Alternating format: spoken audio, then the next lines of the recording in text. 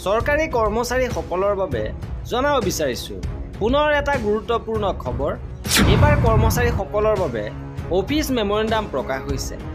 NPS, OPS, UPS সন্দৰ্ভত এই গুৰুত্বপূৰ্ণ নিৰ্দেশনা আহি পৰিছে। বৃহৎ পৰিৱৰ্তন কৰা হৈছে। কি পৰিৱৰ্তন হৈছে সবিশেষ আপোনালোকক জনাব বিচাৰিছোঁ। ভিডিঅ'টো প্ৰথমৰ পৰা শেষলৈকে চাই থাকিব।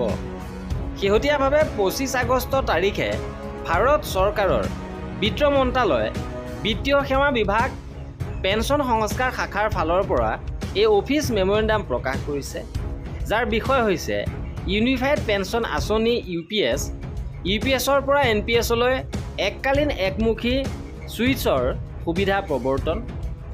তলৰ স্বাক্ষৰকাৰীসকলক ৰাষ্ট্ৰীয় পেঞ্চন আঁচনি, ৰাষ্ট্ৰীয় পেঞ্চন ব্যৱস্থা NPSৰ অধীনত সামৰি লোৱা কেন্দ্ৰীয় চৰকাৰৰ কৰ্মচাৰীসকলৰ বাবে 2025 চনৰ 24 জানুৱাৰী তাৰিখৰ অধিসূচনা মতে ইউনিফাইড পেঞ্চন আঁচনি UPSৰ উল্লেখ কৰিবলৈ নিৰ্দেশ দিয়া হৈছে। সিদ্ধান্ত লোৱা হৈছে যে UPSৰ পৰা NPSলৈ এককালীন একমুখী ছুইচ সুবিধা প্ৰদান কৰা হ'ব।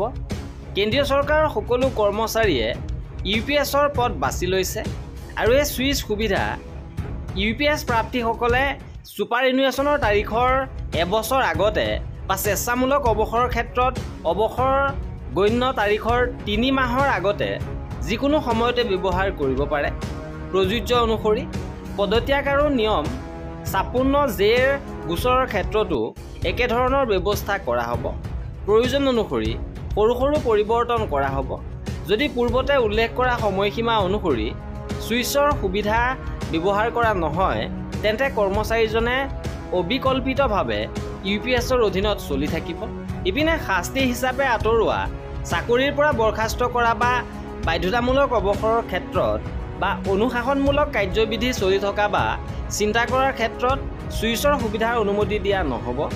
ছুইচৰ সুবিধা লাভ কৰাৰ পিছত PFRDA NPSৰ অধীনত প্ৰস্থান আৰু উলিওৱা নিয়মাৱলী 2015ৰ বিধান প্ৰযোজ্য হ'ব। সংশ্লিষ্ট কৰ্মচাৰীজনে নিশ্চিত পে-আউট আৰু UPS সুবিধাৰ বাবে যোগ্যতা অৰ্জন কৰা বন্ধ কৰিব। ডিফল্ট বিনিয়োগৰ আৰ্হিত চৰকাৰৰ ভিন্নতামূলক অৱদান 4% কাম কৰা হ'ব আৰু প্ৰস্থানৰ সময়ত ব্যক্তিজনৰ NPS কৰ্পাছত জমা কৰা হ'ব। মন্ত্ৰালয় বিভাগক এই অফিচ মেমৰেণ্ডাম আপোনাৰ প্ৰশাসনিক নিয়ন্ত্ৰণৰ অধীনত থকা যোগ্য বিষয়া কৰ্মচাৰীসকলক জনাবৰ বাবে কোৱা হৈছে আৰু এই বিষয়টো যোগ্য কৰ্তৃপক্ষৰ অনুমোদনৰ সৈতে জড়িত। আৰু এয়া আছিলে NPS, UPS সন্দৰ্ভত গুৰুত্বপূৰ্ণ আপডেট।